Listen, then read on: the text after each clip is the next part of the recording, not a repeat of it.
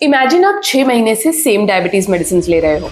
शुरू में सब परफेक्ट था, फास्टिंग 110 के आसपास, पोस्ट मील भी कंट्रोल्ड, डॉक्टर भी खुश और आप भी रिलैक्स्ड। फिर धीरे धीरे कुछ चेंज होने लगता है। फास्टिंग 130, फिर 150, HbA1c भी थोड़ा ऊपर होने लगता है और अब आप कंफ्यूज हो जाते हो, मैंने क्या गलत किया? क्या मेरी मेडिसिन अब काम नहीं कर रही? और सबसे डेंजरस थॉट ये आता है कि शायद अब मुझे स्ट्रॉन्गर मेडिसिन की जरूरत है।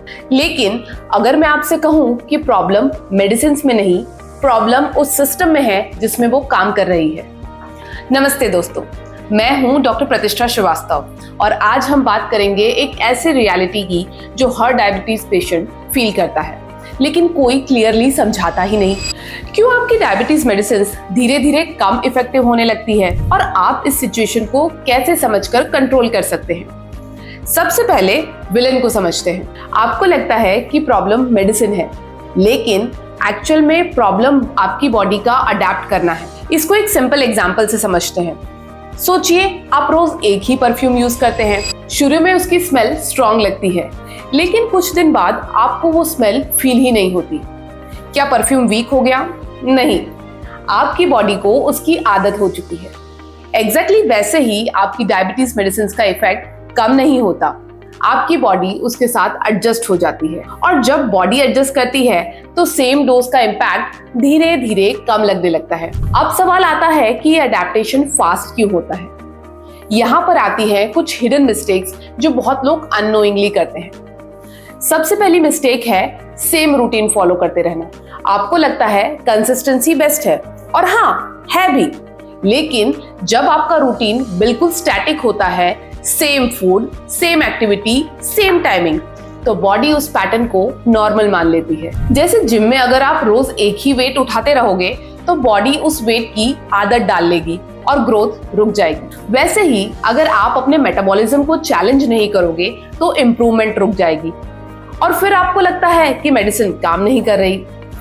दूसरी मिस्टेक है हिडन शुगर इल्यूजन। बहुत लोग बोलते हैं कि वो शुगर बिल्कुल भी नहीं ले रहे, लेकिन जब डिटेल में देखते हैं तो डाइट में एक्स्ट्रा रोटी, व्हाइट राइस, फ्रूट्स के गलत टाइमिंग या फिर packaged so called healthy foods जैसे कि बिस्किट्स, ओट्स, जूसेस, ये सब साइलेंटली ग्लूकोज स्पाइक क्रिएट करते हैं। जैसे आप घर का मेन डोर बंद कर देते हैं लेकिन खिड़की खुली छोड़ देते हैं।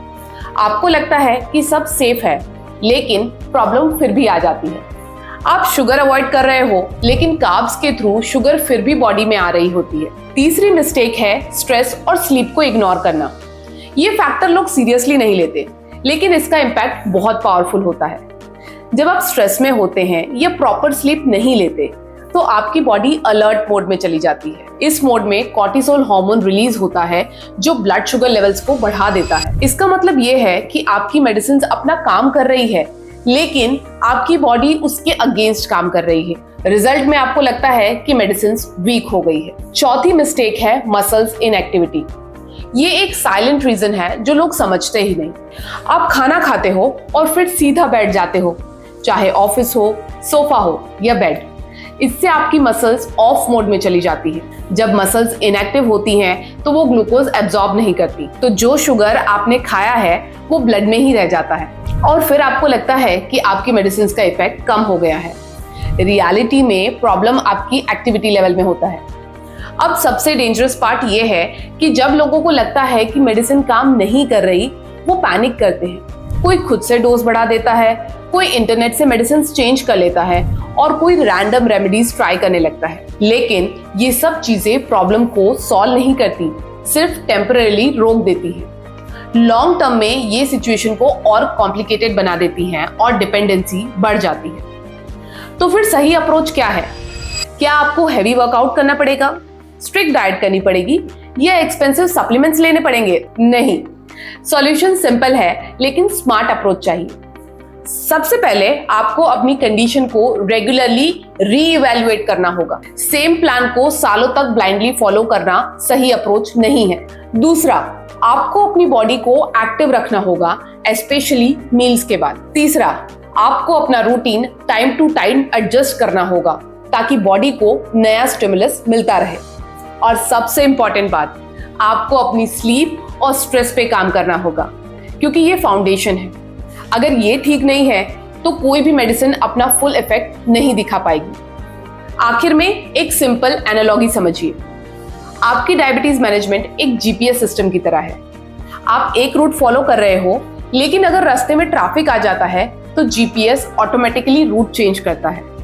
अगर आप इंसिस्ट करते हो कि मैं तो इसी रूट पे जाऊंगा, तो आप घंटों तक वहीं फंसे रह जाते हो। वैसे ही अगर आप अपनी कंडीशन के सिग्नल्स को इग्नोर करते हो और सेम प्लान फॉलो करते हो तो कंट्रोल मुश्किल हो जाता है। तो अगर आपको लग रहा है कि आपकी डायबिटीज मेडिसिन काम करना बंद कर चुकी है तो पैनिक मत करो। ये एक सिग्नल है कि आपको अपनी स्ट्रैटेजी अपडेट करनी पड़ेगी। समझना है, ऑब्जर्व करना है और सही गाइडेंस के साथ एडजस्ट करना है। अगर ये बात आपको रिलेटेबल लगी हो तो इस वीडियो को उन लोगों के साथ जरूर शेयर करिए जो ये बोलते हैं कि उनकी मेडिसिन अब काम ही नहीं करती। और अगर आप चाहते हो कि मैं डेली रूटीन्स या प्रैक्टिकल डायबिटीज कंट्रोल स्ट्रैटेजीज पे डिटेल वीडियो बनाऊं तो कमेंट में जरूर बताइए। याद रखिए, डायबिटीज में मेडिसिन फेल नहीं होती, स्ट्रैटेजी आउटडेटेड हो जाती है। ऐसे ही और हेल्थ अवेयरनेस क्रिएटिंग वीडियोस के लिए do not forget to subscribe to my channel.